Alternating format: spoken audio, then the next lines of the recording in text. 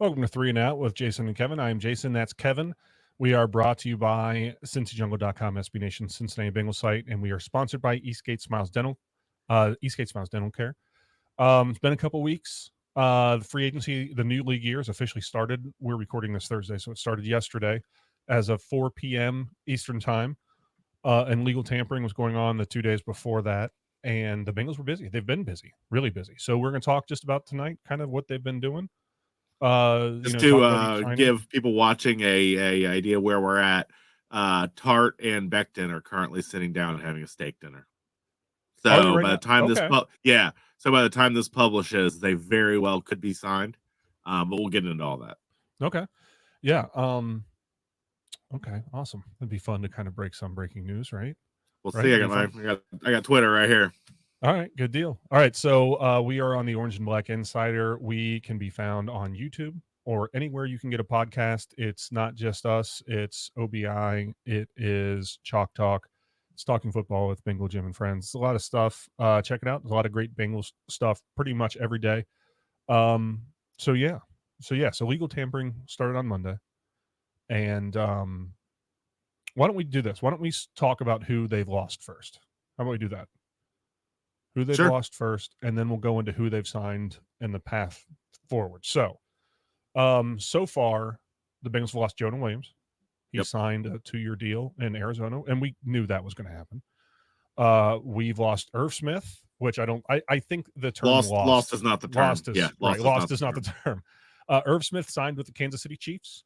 Chidobe Awuzie. Wouldn't say I'm missing it, Bob. No. Yeah. Wouldn't say I'm missing it, Bob. Chidobe Awuzie signed with the Titans. For a lot of money. Yeah. 3 years, $36 million. That's a lot. That's a lot. I mean, I'm a Cheeto fan. I wish him all the success in the world. I'm not overly certain about that contract, but okay. Here's the crazy thing. 3 years, $36 million, 22.98 guaranteed. Yep. That's 63.8% of his contract fully guaranteed. We'll get into that. I just because it's interesting, we should get into the Titans. He is building a little island of underperformers and overpaid people down there. It is wild the direction they're choosing to go, but that's Titans, not Bengals. I just think it's interesting. But hey, I'm happy for Cheeto. Happy for Cheeto. Oh, very. So, and then the Bengals released Nick Scott, which I think we all saw coming. Tyler Boyd is still a free agent. Yeah, it looks like the Steelers or the Chiefs. God, yeah. And I've heard the Jets are a dark horse team. I've heard Jets save the day, guys. Come on, he's a great player. You want him. And then everyone else, the only guys I would say really are noteworthy: Joe Bocci, Marcus Bailey. I kind of expect the Bengals to re-sign those guys. Trent Irwin is still floating around. Tanner Hudson's still floating around, though I think he's a restricted free agent. I don't think he's unrestricted, but I'm not 100% sure.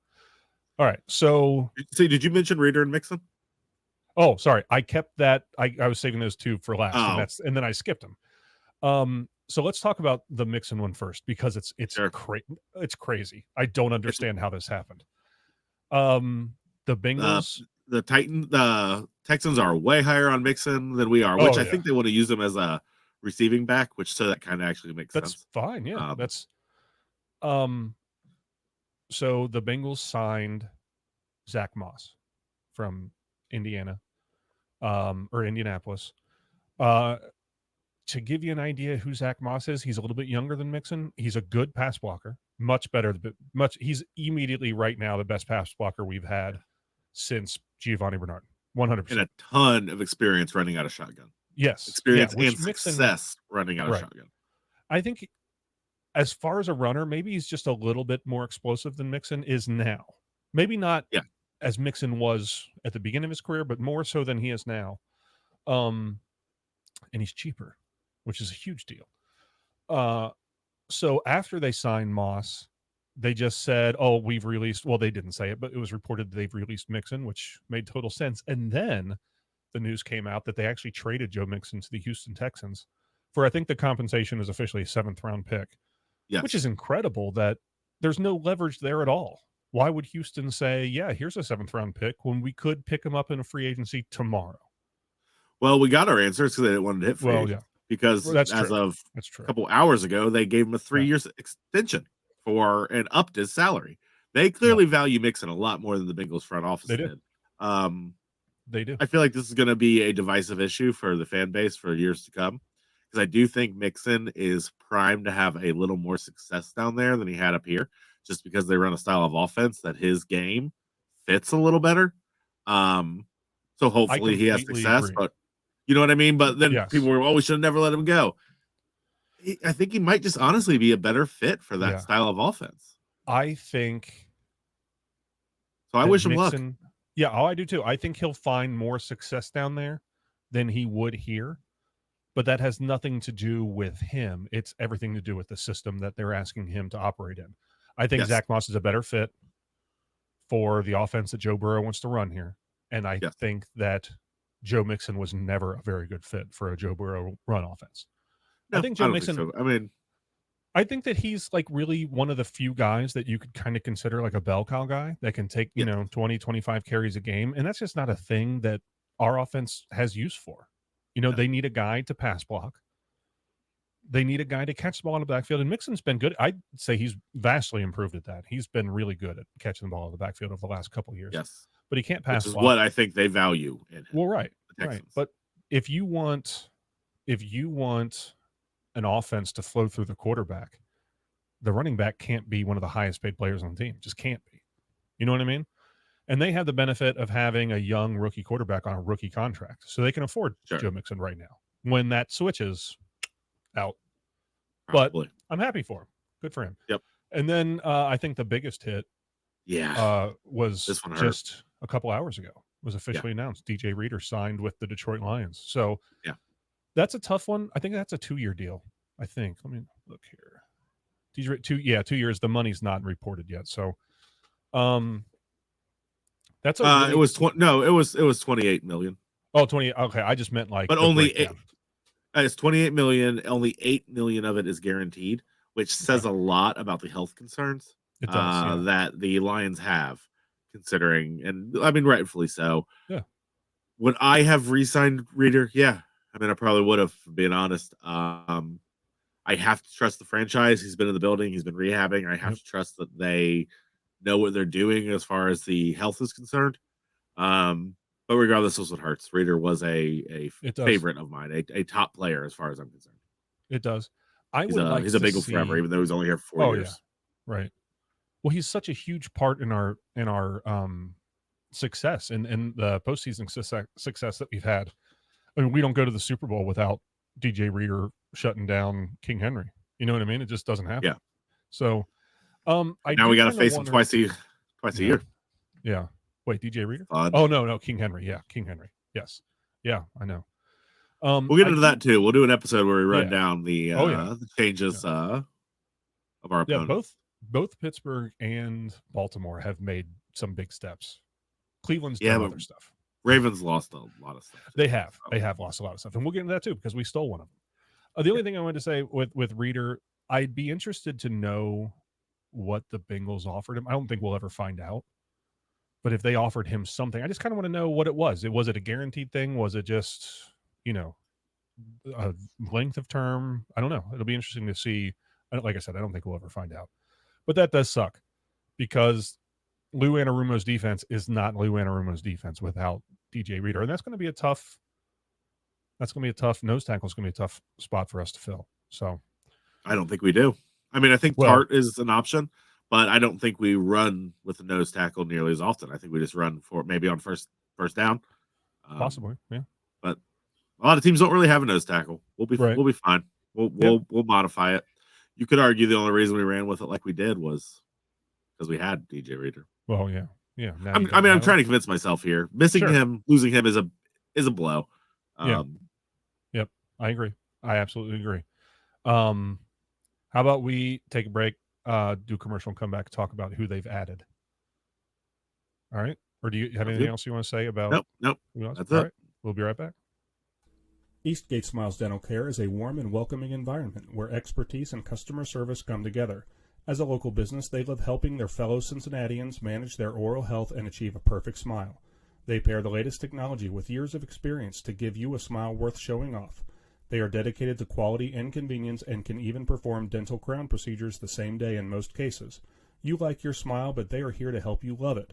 They personalize your care and match your needs. Call them today at 513-528-1150 to learn what they can do for your pearly whites.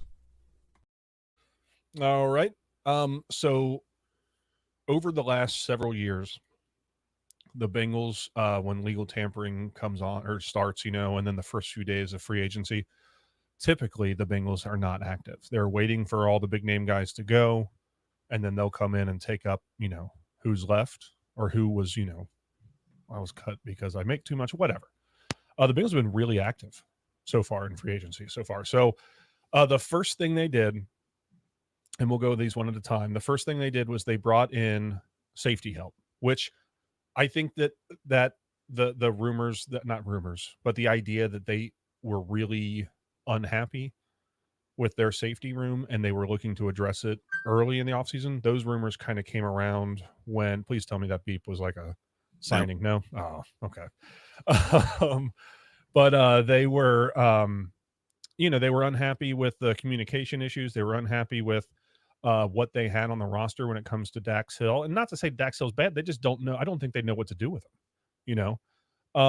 Which is So weird because almost every fan I've ever spoken I to know knows what to do with knows him, what but to do with him. whatever. Yeah. Why not just burn down a first round draft pick? It's fine. Well, yeah. So what they ended up doing is they went out and they got safety from the Baltimore Ravens, Geno Stone. He's 24 years old. They signed him to a 2-year, $14 million deal, $6 million fully guaranteed.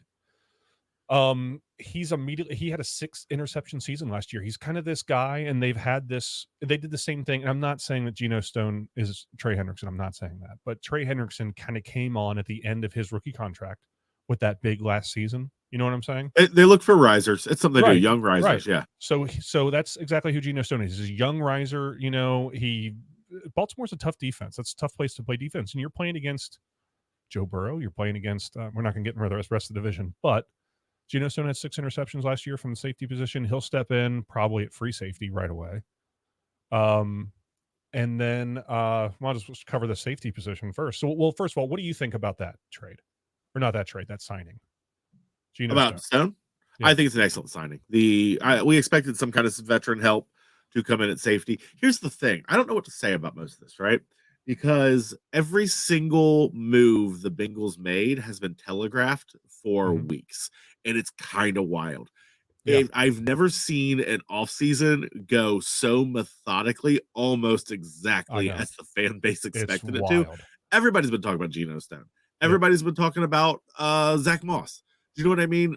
And now we got Tart in the building. We got Becton in the building. Names but people have been talking about. It is weird. So what do I think about it? Right. The same thing everyone's been thinking about it for weeks.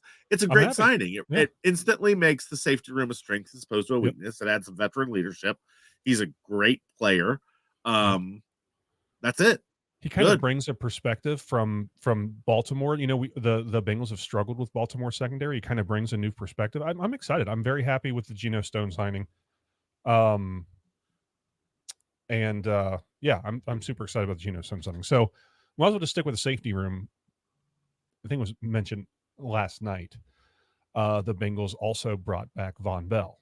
Now, at first I was very confused about the signing because I was like, well, you got Geno Stone and you still have Dax Hill and you still have Jordan Battle on the roster. Like now you kind of got these 4 guys with starting experience. What are you going to do? But he signed a 1-year, $6 million deal, fully guaranteed, and that $6 million is being paid by the Carolina Panthers. Yes. So why not bring him back here for free, basically, and say, hey, we've had a lot of communication issues. Help us. Just help us. Even if you don't start, whatever. Get in there, help us out. It's for free. And I think what he wants, obviously, is he didn't have the season that he wanted to have in Carolina. He's going to come back here and try to get paid again. Hey, I show him I still have it. Look what I did in Cincinnati again. Carolina just sucks. You know what I mean? And then hopefully by that time next year, 2025, you have Jordan Battle ready to roll, Dax Hill ready to roll, whatever. You know what I mean? But I am very torn on the Von Bell pick. Von Bell was a favorite player of mine. Love Von Bell. Definitely missed him last year. Does signing Von Bell basically put the final nail in Dax Hill's coffin? No. As in, like, does he make the Where? team? No, Or but where does he where's he play? going to play? This is year 3. I know. I know. Where's he I going to know. play? I don't know, man. I don't know. I and I kind of agree with what you're saying. I like the concept of the Von Bell thing here.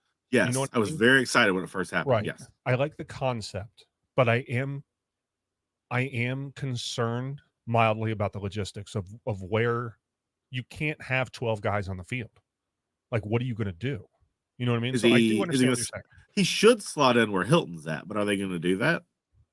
I don't I know. think the best thing that they could do with Dax Hill right now, the best thing they could do for his career and for the Bengals is have and Stone and Bell start the season and really help bring Battle along, and then just switch. Dax is now going to be a slot corner, and he's gonna learn from the best. He's going to learn from Mike Hilton. Maybe he'll rotate with Mike Hilton, keep Hilton fresher That's into the season, and then next year he takes over that spot. If that is the only way forward I can see, and I hope they follow it. I really do think his skill set. He was born to play that role. I think Yeah. he Oh, could I agree. step I agree. right in for Hilton. I Um, think so too. I think so too. but they And need to commit to it. what he lacks in Hilton's like intuitiveness and ability to read offenses, Dax can make up with that crazy athleticism and speed. So, Yes. all right, so that's the safety room. We mentioned they lost DJ Reader. They did go out. Defensive tackle is arguably one of the biggest holes. I'd say it is the biggest hole on the team. So they lost DJ Reader. They no longer have a nose tackle, but they did go out and they did sign Sheldon Rankins, another number 98 from out of Houston. He'll be 30 this year. They signed him to a 2-year, $26 million deal. That's a lot. And they kind of I would went have said it was a lot last year. This year, it's kind of right. par for the course of these tackles, Well, dude. yeah, what the way the tackles are. They kind of went against what they usually do with this signing. They want to stay away from guys who are pushing 30. They don't want to give a lot of money to guys, but I think that they saw the way the market was falling. Becton isn't a nose tackle, I'm sorry, not Becton. Rankins is not a nose tackle. No, he's a pure Uh, three tech. yeah, he's a 3 tech. He's a lot more. I'm not going to say he's Geno Atkins, but that's the kind of style guy that he is. You know what I mean? I don't think he's nearly as good, but he gives the Bengals an immediate push up the middle in pass rushing situations. And Yeah. his ability to PFF has him move. credited for 7 sacks. Yeah. Oh, yeah. And that's a Last huge season. deal coming from up the middle. That's a big deal. Yeah. Yes, it is.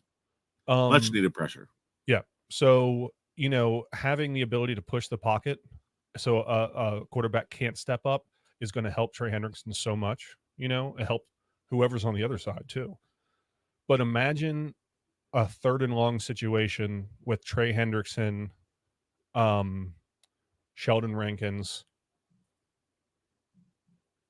Sam Hubbard kicked inside, and then put Miles Murphy on the other side. That's in Assuming theory, Murphy takes that's the a step hellacious we all pass hope rush. he's going to take. Well, right. Yes.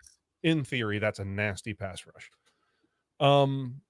But yeah, I like that signing. I think it's good. It's a little bit money for a guy that's that age, but I think the way the market is, I don't think they had a choice. They had to do something. They didn't. No, they didn't. And I'm not overly worried. I think the Bengals are more worried about paying a 30-year-old than I am. Yeah, that whole expression, the closer you are to the ball, the longer you get to play. That thing. I think it's true. I'm less worried about older O linemen and D linemen than I am about older wide receivers and cornerbacks. So it doesn't overly scare me. I think we're gonna watch the defense evolve. I think you very much got to roll with the punches, especially in the situation the Bengals are in. They could have floundered and desperately tried to recreate their defense from last year, and they probably would have failed. They could have overpaid Reader, and again, got to trust the franchise. I don't like it, but apparently they're very worried about his health. The Lions seem to be as well. Yeah. So, and tried to just re-up it, but instead they went out. They found some value in Rankins. They're going to increase their pass rush. They're going to be much worse at run defense, which we'll see what that means with the Ravens. Started but today, if the season started now, I mean, they haven't. They haven't finished, but yeah, like as of right now, they don't there's have a no no there. stack. Let's be honest though. There's no reality in which they're going to replace at this point. There's no reality where they're going to replace Reader's impact in the run game. They did Probably get not. worse at run defense, Yeah. period, and there's Right. nothing that's going to change that. And Right. it might move a matter of degrees, but it Yeah. just is what it is. We're a Yeah. worse run defense team this year. I think we have potential to be a better pass rush team. We do. We're For, already a for better sure. pass rush team, in Well, my yeah. opinion. So Sheldon Rankins come in. We talked about Zach Moss a little bit. We'll kind of talk about it more. He backed up Jonathan Taylor, but when Jonathan Taylor was hurt last year, he played well. He did. And he was a pretty explosive runner. And like you said, he has a little bit more experience, he's a little bit more comfortable running out of the shotgun, which is something that Joe Burrow likes to do. And he's a much better pass blocker. And I think that's the selling point, really. I looked at their PFF grades, and Mixon was better last year than he was the year before, but it was still like a 29. It was bad. Sure. And Moss was like a 62. Yeah, he's a good passer, Yeah, a good blocker for a running back. And I think that there's some people, well, Mixon has the ability to carry the ball 20. It doesn't matter. I think what they saw from Chase Brown at the end of the last half of last season or the last third of last season, whatever it was, I think that they're just going to roll with like a true timeshare kind of thing. I agree. Zach Moss is going to get 10 carries, and we're going to put Chase Brown in. He'll get 10, stuff like that. So it is hard to watch Mixon walk away, though, isn't it? It is. Yeah. Isn't it weird? Yeah. Both he and Boyd in the same offseason because they're two of the tenyest it's longer. Like the very last of the old guard. Yeah. So the only it really guy is Zach Taylor and Burrow's Bengals now. Like none of them are left. Yeah. Well, no, there's one guy that played for Marvin Lewis. Who? Sam Hubbard. That's true. That's true. Yep. Last one. Yeah, it is weird. I mean, and not to say that like, I don't know. It is kind of strange to see It is just sad. It is. Gone. I mean, it got me in my feelings a little bit earlier. Yeah. I watched. I just feel like it's worth saying. I watched Mixon's press conference for the Texans. Yeah. Maybe I'm projecting. He seemed sad. Yeah.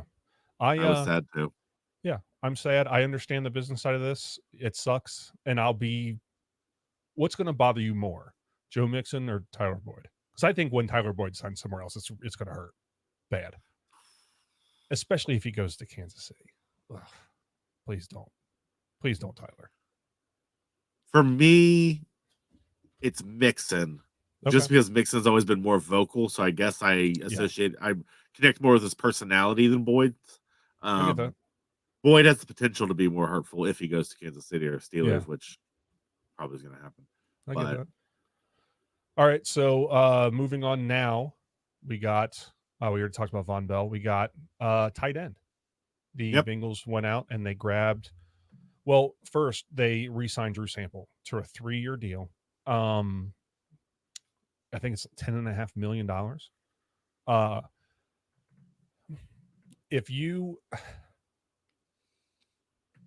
I would have hated that 2 years ago. Would have hated it. Re-signing Drew Sample for 3 years. Last year, they used him in a way that he was much more productive in the offense. He was a receiving threat, which was a little bit of fun to watch because he runs like an offensive tackle. Threat's a strong word. Threat. I don't want to say threat. He caught the ball. He caught the ball. But he scored by running over Mitch Wilcox in one of the most fun touchdowns I've seen the Bengals have. But I see him as more of an H-back than a fullback. Or I'm sorry, more of an H-back than a tight end. I think that he's more of a blocker, an inline blocker. But they went out and they grabbed Mike Gesicki. He on a 1-year, what is it? Mike Gesicki, 1-year, $6 million deal. Yep. And Gesicki is he's a slot receiver. He's a slot receiver. Yeah. He can't block for crap. No, he's not a great blocker. He is a downfield receiving threat.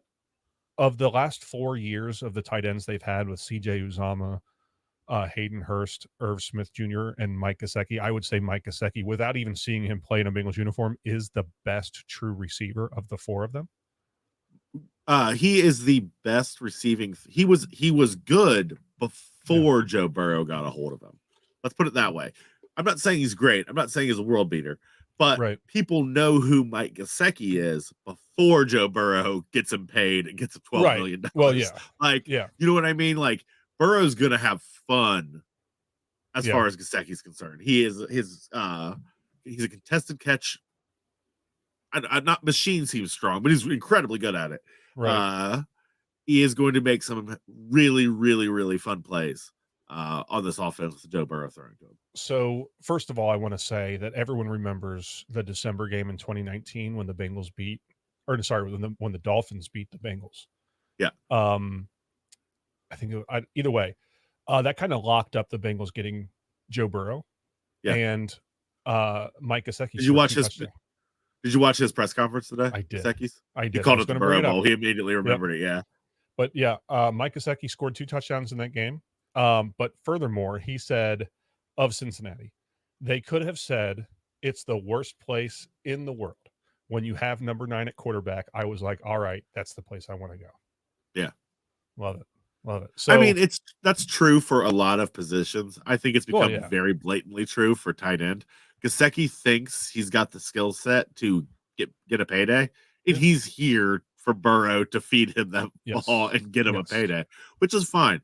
I Yeah. don't. I would have rather signed Noah Fant to a 3-year deal. I thought there was an outside chance that was happening. Okay. I'm kind of just tired of the revolving door tight ends. But if we got to do one more year of it, then so be it. Gesicki ain't the worst guy No. to play that I game think with. when I looked at free agent tight ends, I wanted Noah Fant or Mike Gesicki, one of the two. And I kind of agree. I think Fant would have been a better, like, I don't want to say better signing, but Fant would have been like a guy I want to sign a 2 or 3 year deal. We're just going to keep him here. We know Yep. what he can do. I think, first of all, I don't know why Gesicki chose New England. I mean, I don't know. I feel like anyone could have looked at that situation and said, no, I don't want to be a receiver up there. Sure. But yeah, I think he's a very talented downfield receiving threat. I don't think he's going to be a blocker, but together he and Drew Sample should make one really good tight end. You know what I mean? And then they were Sure. talking about like their ability to run 12 personnel with 2 tight ends in the box. And like you mentioned, Mike Gesicki's basically a slot receiver, and I agree. But I could see some situations where you have Sample and Gesicki both going out. You know what I mean? Where Oh, Gesicki 100%.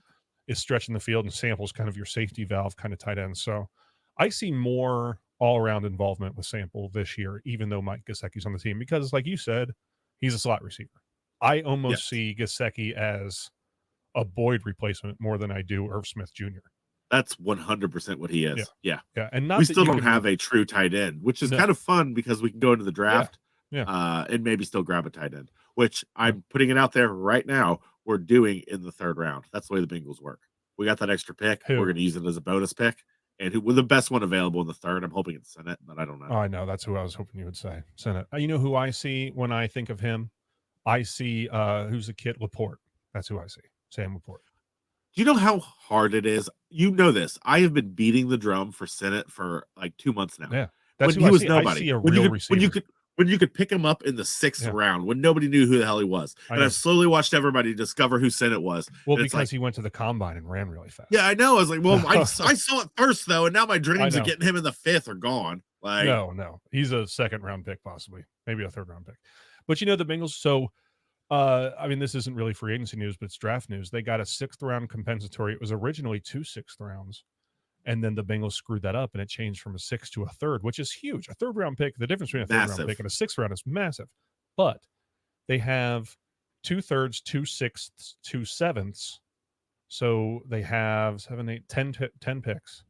They have a chance, I think, of possibly moving around a little bit because they can leverage some of those picks. Which I think that's a whole different thing. A punter. Yeah, the 6th becomes a punter, and I think at least one of the 7ths is used to move around, maybe both 7ths.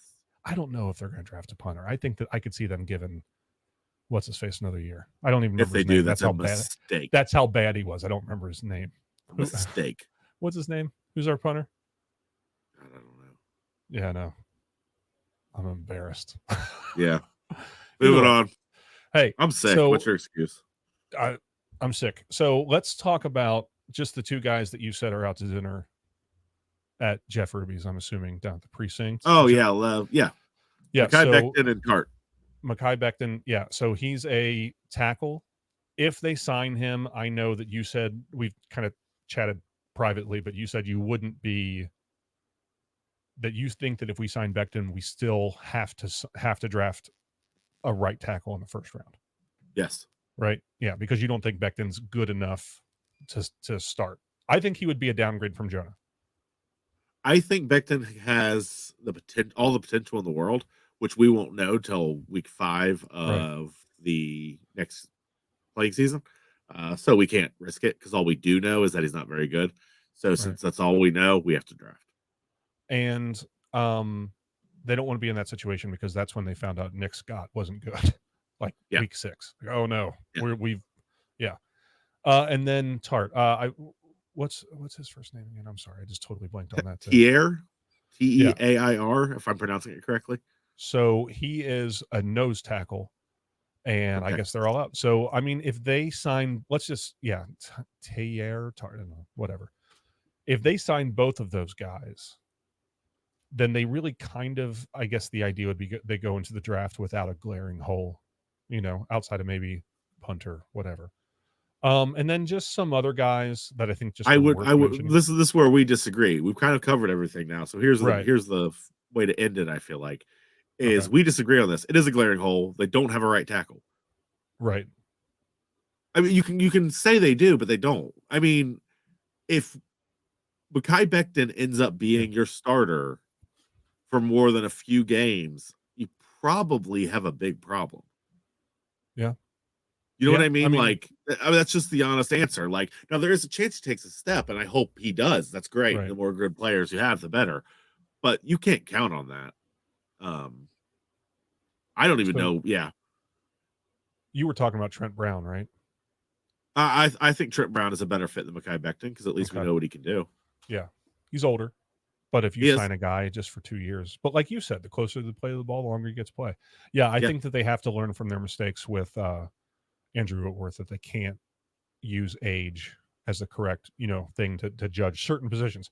I think wide receiver, absolutely. Once you hit 30, get out. You know what I mean? Running sure. back too, you got all that mileage and stuff, but offensive linemen can play longer typically. All So yeah. right, So the Bengals have been let's wrap busy. this up. And What grade as of right now?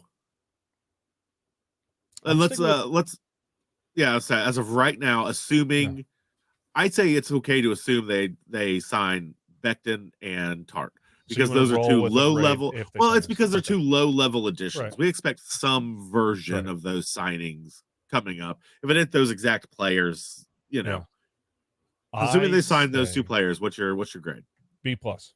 I think that they addressed every major hole on the roster, mostly with upgraded talent, with the exception of a couple spots.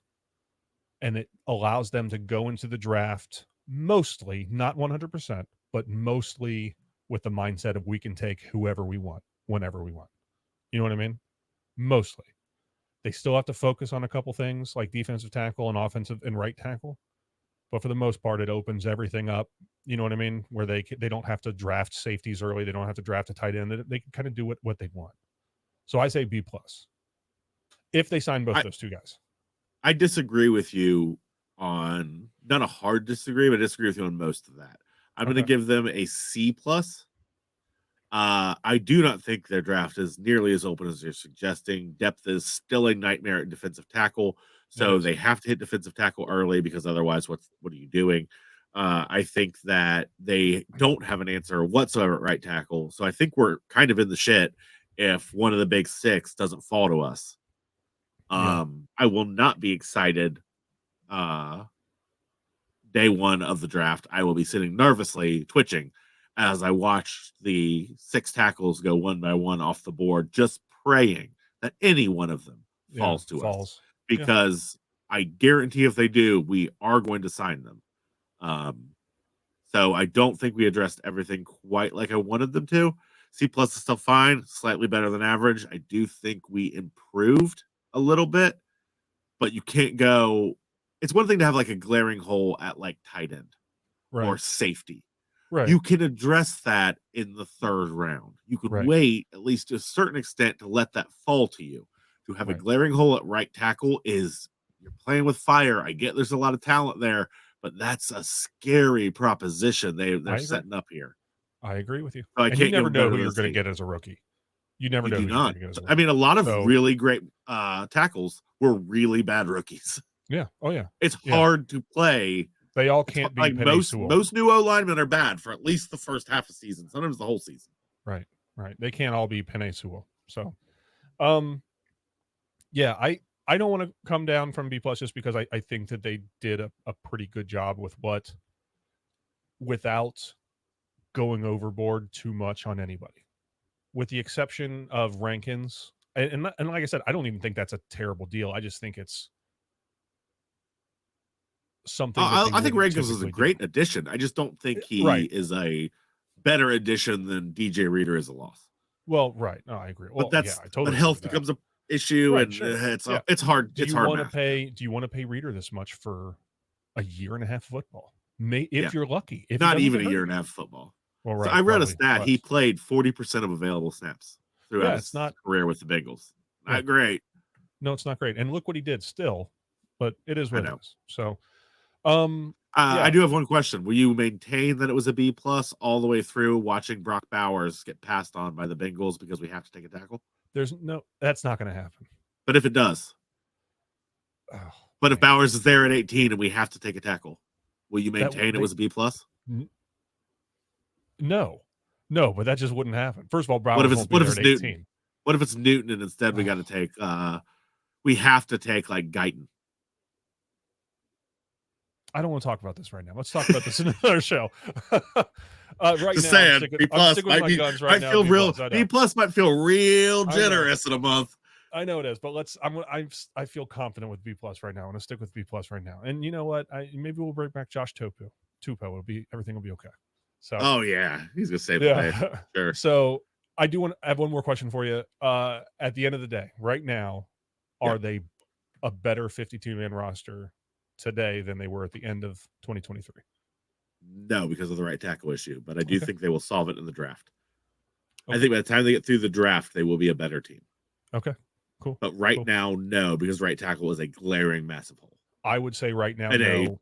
A very important position. Right. I would say right now, no, because there's no left or right tackle and because nose tackle. But I see a path through the golden path. I see a path through that can work. It could be great. So, all right. So once again, we are on the Orange and Black Insider. Check us out on YouTube. Check us out anywhere you get podcasts. We're brought to you by CincyJungle.com, SB Nation, Cincinnati Bengals site, and sponsored by Eastgate Smiles Dental Care. Give them a call. You got anything else, man? That's it. All right. We'll catch you again soon. Thanks for watching. Who Day. Who Day.